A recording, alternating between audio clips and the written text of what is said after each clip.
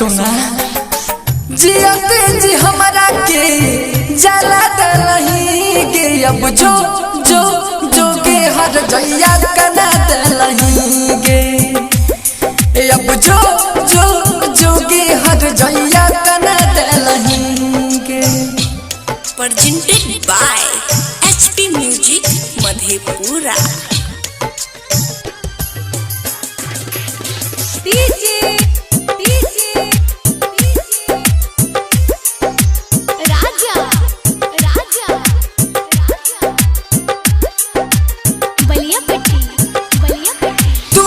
कहदन के जान हम की कलियहुगे झुमका बहली गे नथिया तोरा किन के दलियहुगे सोना तोरा कहदन के जान हम की कलियहुगे झुमका बहली गे नथिया तोरा किन के दलियहुगे झुमका वाली गे नथिया तोरा किन के दलियहुगे। भरल जवानी में अपना डुबा दलही गे अब जो जो जो गे हर जैया कना दलही गे अब जो जो जो गे हर जैया कना दलही गे। तुम्हारे नाम गे जपई छिया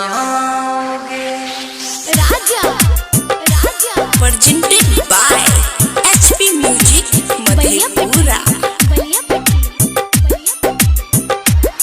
तोरा गली होय के गे मोर जना जा जाइतहु गे तू छोड़ दे दलही हमरा तोरा नीक न हाइतहु गे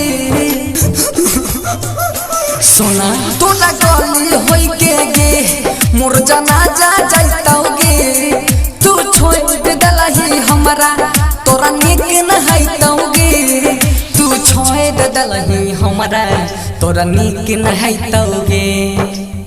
सागर सुमन के किस एक्सपीरियंस के अब जो जो जो के जहान कना दलही गे अब जो जो जो गे हर जैया